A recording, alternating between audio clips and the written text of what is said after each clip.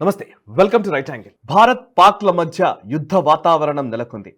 ఈ యుద్ధం కేవలం సరిహద్దు సమస్యకు పరిష్కారమో లేక ఇరు సైన్యాల మధ్య ఎవరు బలంగా ఉన్నారో అని తేల్చే అంశమో, ఇంకా చెప్పాలంటే కశ్మీర్ సమస్యకు ఒక పరిష్కార మార్గమో అనుకుంటే పొరపడినట్లే.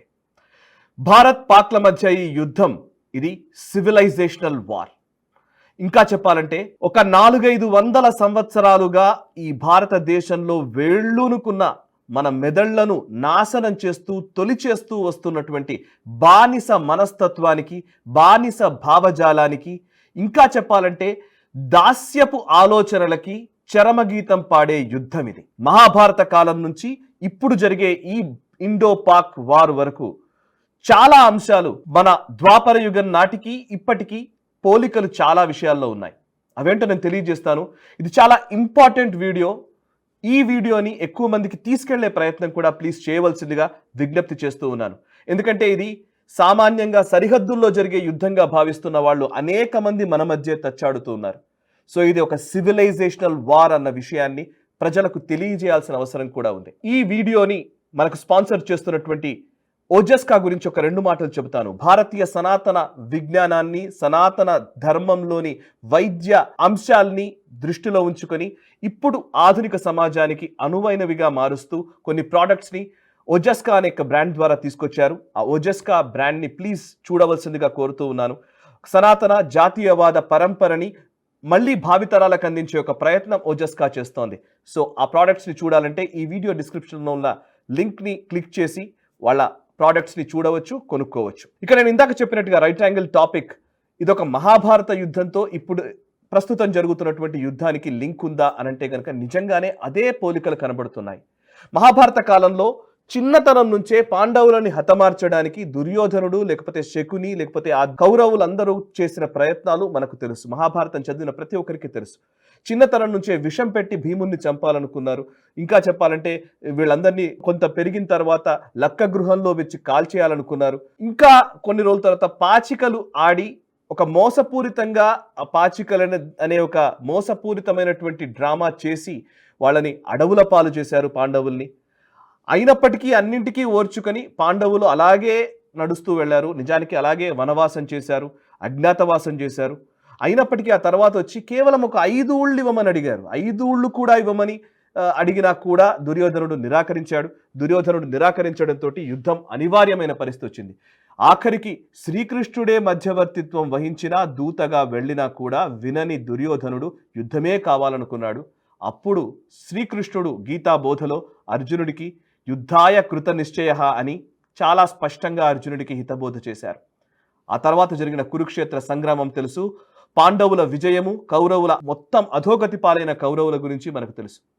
సో నిజానికి మహాభారత యుద్ధంలో అప్పుడు ఎలాగైతే పాండవులు సంయమనం పాటించారో, శాంతి వచనాలనే వాళ్ళు ఒక నిజానికి చెప్పాలంటే ఆభరణంగా భావించి ముందుకు నడిచారు, అలాగే భారతదేశం కూడా మొదటి నుంచి ఈ దాయాది దేశమైన ఈ పాకిస్తాన్ విషయంలో అంతే సంయమనాన్ని పాటిస్తూ వచ్చింది, అంతే శాంతిని పాటించే ప్రయత్నం చేస్తూ వచ్చింది. కానీ అనుక్షణము పాకిస్తాన్ నుంచి మనకు ఎదురు దెబ్బలు ఎదురవుతూనే వచ్చాయి. ఇది నేను ఇందాక అన్నాను 400-500 సంవత్సరాల బానిస భావజాలము అని. సీరియస్లీ నిజంగానే ఒక 600-700 సంవత్సరాల క్రితం ఇస్లామిక్ చక్రవర్తులు, ఇస్లామిక్ రాజులు మన దేశం పైన దాడి చేసి గజనీలు, ఘోరీలు, అక్బర్లు, బాబర్లు, హుమాయూన్లు లేకపోతే ఆ తర్వాత ఔరంగజేబ్ వరకు అందరూ మనల్ని పట్టి పీడించిన వాళ్ళే.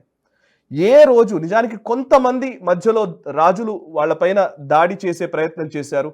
అందులో ఛత్రపతి శివాజీ మహారాజ్ కనిపిస్తారు. శివాజీ ఆ ఇస్లామిక్ రాజ్యాన్ని తుదముట్టించే ఒక ప్రయత్నం చేశారు. ఢిల్లీ సల్తనెట్ పై కాషాయ జెండా ఎగరవేసే ప్రయత్నం చేశారు. కానీ అదే సమయంలో శివాజీకి జయచంద్ లాంటి వ్యక్తులు మన స్వదేశీయులే ఆయనకు వెన్నుపోటు పొడిచిన సంఘటనలు ఉన్నాయి. ఆ తర్వాత కాలంలో చూసినా కూడా ఈవెన్ నేతాజీ ఒక అద్భుతమైన ప్రయత్నం చేశారు. బ్రిటిష్ ఆక్రమణదారులను బయటకు పంపించడం కోసం ఇండియన్ నేషనల్ ఆర్మీని ప్రారంభించారు.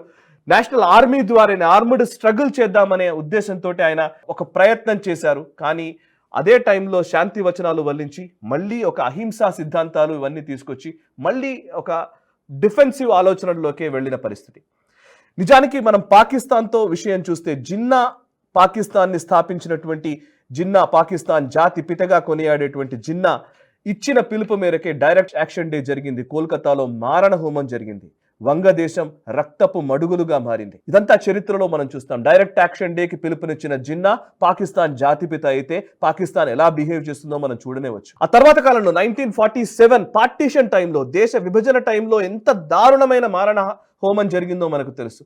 ఒక రైలు మొత్తాన్నే శవాల దిబ్బగా మార్చి రైలుని లాహోర్ నుంచి భారత్కి పంపించిన దృశ్యాలు ఇప్పటికీ కూడా మనం గూగుల్ చేస్తే ఆ ఇమేజెస్ అవన్నీ దొరుకుతూనే ఉంటాయి. సో 1947 పార్టీషన్ టైంలో చాలా మందిని కోల్పోవాల్సి వచ్చింది. లక్షలాది మంది ఈ మారణ హోమంలో బలయ్యారు. ఆ తర్వాత 47-48 మధ్య మన కశ్మీర్లోకి జొరబడ్డటువంటి పాకిస్తాన్ సైన్యం చాలా దారుణంగా రాజా హరిసింగ్ అక్కడి నుంచి పారిపోయి ఢిల్లీకి రావాల్సిన పరిస్థితిని కల్పించారు. లోపలికి వచ్చి బారాముల్లా వరకు ఆల్మోస్ట్ వచ్చి ఆడవాళ్ళని చెరబట్టి అఘాయిత్యాలు చేసి మనుషుల్ని చంపి మారణ హోమం సృష్టించారు. ఆ తర్వాత ఏం జరిగింది? నెహ్రూ గారు యునైటెడ్ నేషన్స్కి వెళ్ళారు. యునైటెడ్ నేషన్స్కి వెళ్ళగానే స్టేటస్ కో అన్నారు, ఎల్ఓసి వచ్చేసింది. నిజానికి మనం అడ్వాంటేజెస్గా లేని సమయంలో యునైటెడ్ నేషన్స్కి వెళ్ళలేదు. మనం అడ్వాంటేజెస్ పొజిషన్లోకి వచ్చిన తర్వాత నెహ్రూ గారు యునైటెడ్ నేషన్స్కి వెళ్ళారు. నిజానికి శ్రీనగర్ నుంచి బారాముల్లా నుంచి వాళ్ళని ఊరి అవతలి వరకు వాళ్ళని వెనక్కి నెట్టేస్తున్న సందర్భంలో, వాళ్ళపైన పై చేయి సాధిస్తున్న సందర్భంలో యునైటెడ్ నేషన్స్కి వెళ్ళడంతో ఎల్ఓసి వచ్చేసింది. సో అదే గాయం ఇప్పటికీ కూడా ఇబ్బంది పెడుతూనే ఉంది. ఆ కశ్మీర్ విషయంలో ఇప్పటికీ మనం ఇబ్బంది పడుతూనే వచ్చాం మొన్నటి వరకు. ఈవెన్ ఆర్టికల్ 370 విషయంలో కూడా అంతే. అండ్ ఆ తర్వాత 47-48 మారణ హోమం ఒకవైపు అయితే 62 చైనా విషయంలో కూడా ఇదే చేశాం. చైనా దాడి చేసి లోపలికి వస్తే నెహ్రూ గారు ఆల్మోస్ట్ మేము ఓటమిని అంగీకరించిన పరిస్థితి. ఆర్మీకి కావాల్సినటువంటి దుస్తుల్ని, కావాల్సినటువంటి బూట్లను కూడా ఇవ్వలేని పరిస్థితుల్లో అప్పటి పరిస్థితులు ఉండేవి. 62 వార్ అలా ఓడిపోవాల్సి వచ్చింది. బట్ 67లో మనం చైనాకి గట్టి జవాబు ఇచ్చాము నాథులా పాస్ దగ్గర. 71 వార్ వచ్చింది. 65 వార్ పాకిస్తాన్తో జరిగింది. లాల్ బహదూర్ శాస్త్రి గారి సమయంలో ఆయన ప్రధానిగా ఉన్నప్పుడు 65 వార్ పాకిస్తాన్తో జరిగినప్పుడు, అలాగే ఆపరేషన్ జిబ్రాల్టర్ పేరిట పాకిస్తాన్ లోపలికి వచ్చే ప్రయత్నం చేసింది. కశ్మీర్ మొత్తం మారణహోమం సృష్టించే ప్రయత్నం చేసింది. కశ్మీర్ని ఆక్యుపై చేసుకునే ప్రయత్నం చేస్తుంటే మనం లాహోర్ వరకు వెళ్ళి లాహోర్ని కూడా మనము ఆక్యుపై చేసుకోగలిగాము. లాహోర్లో భారత జాతీయ పతాకం ఎగరవేసిన సైన్య అధికారులు లేకపోతే వాళ్ళకి సంబంధించిన ఫోటోలు ఇప్పటికీ కూడా మనకు అవైలబుల్గా ఉంటాయి.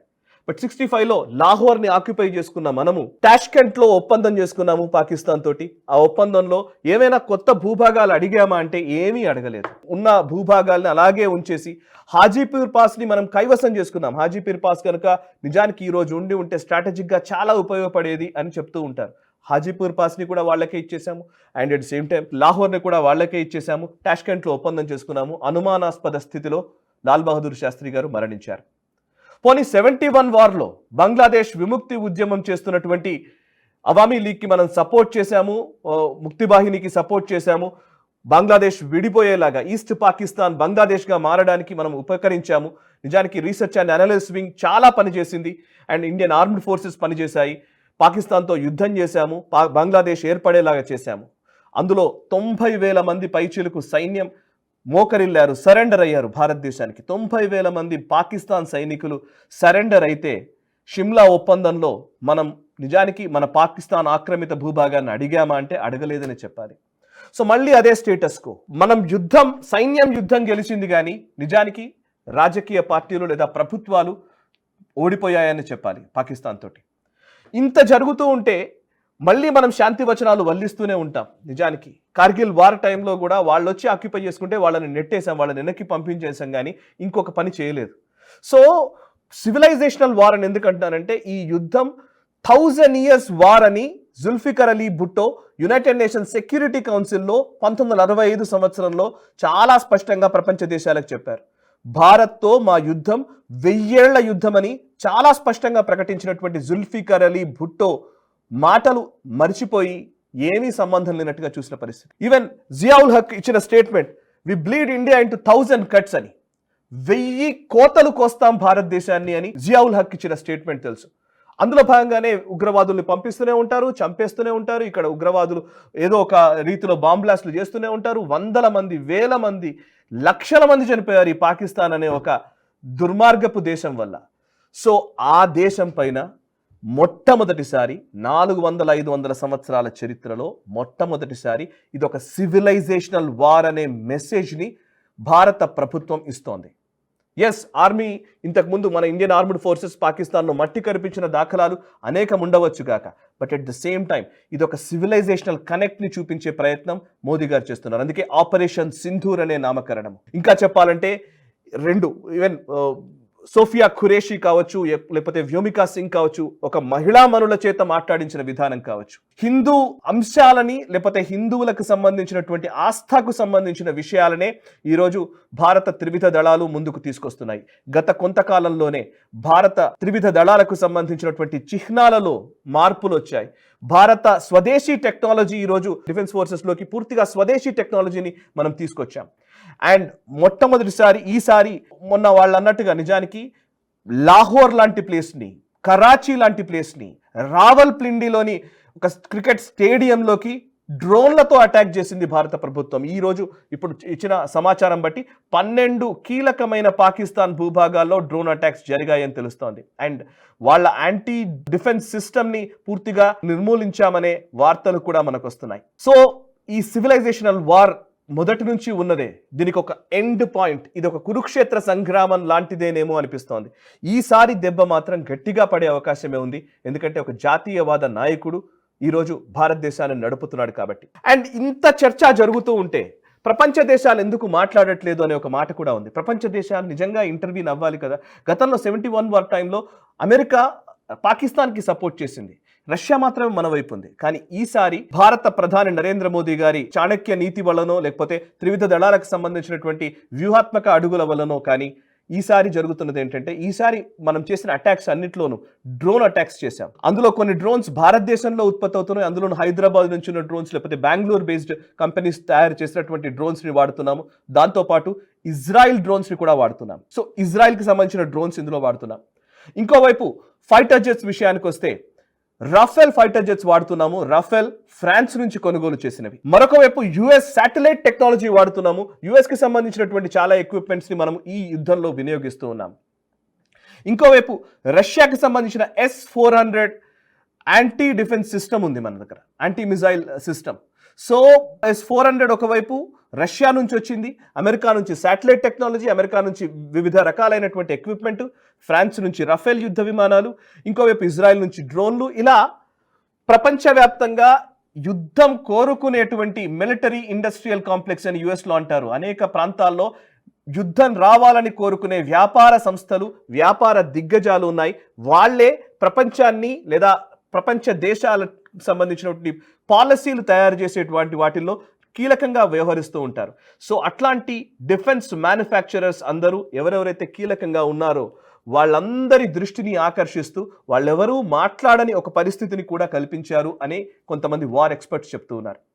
సో ఈ యుద్ధం వల్ల లేకపోతే ఇప్పుడు జరగబోయేటువంటి ఈ యుద్ధం ఇంకా ఎస్కలేట్ అయితే గనక పాకిస్తాన్కి సపోర్ట్ చేయకూడని విధంగా మిగతా దేశాలకి కావాలంటే మీకు మిలిటరీ ఆర్డర్స్ ఇస్తాం కానీ మీరు మాట్లాడడానికి వీల్లేదు అనే ఒక స్పష్టమైన మెసేజ్ని ప్రపంచ దేశాలకు అందజేర్చినట్టుగా తెలుస్తోంది.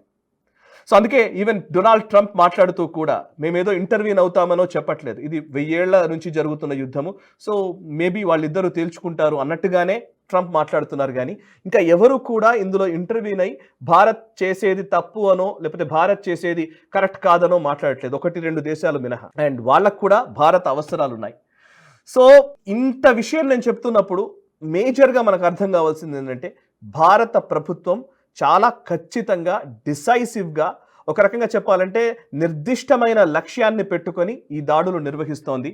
అండ్ ఇందులో భాగంగానే మనవంతు కృషిగా, మనవంతు బాధ్యతగా వాళ్ళకి సపోర్ట్ చేయాల్సిన అవసరం ఎంతైనా ఉంది. యూనిటీయే యుద్ధాన్ని గెలిపిస్తుంది. యుద్ధం ఈరోజు అనివార్యమైన పరిస్థితి వచ్చినప్పుడు అందరం కలిసికట్టుగా ఉండి ఈ యుద్ధం నిర్వహిస్తున్న విధానానికి మద్దతు పలుకుతూ ఉన్నంత వరకు ఈ ఫేక్ న్యూస్ని మనం తీసేసినప్పుడే మనం విజయం సాధించగలుగుతాం. అండ్ ఫైనల్లీ మనందరి లక్ష్యము కూడా పీఓజేకే మన స్వాధీనం కావాలని కదా. పీఓజేకే స్వాధీనం కావాలంటే చాలామంది చాలా రకాలుగా మాట్లాడుతున్నారు, డైరెక్ట్గా పీఓజేకేలోకి వెళ్ళి కంట్రోల్ చేయొచ్చు కదా అని. నిజానికి ఈసారి జరగబోయేది నేను ఇందాక చెప్పినట్టుగా 65 వార్ మనం గెలిచాము, కానీ ఒప్పందంలో ఎటువంటిది మనం లబ్ధి పొందలేదు. 71 వార్ మనం గెలిచాము, కానీ ఎటువంటి లాభము భారతదేశానికి చేకూరలేదు, మన భూభాగాలు ఏమీ మనకు రాలేదు.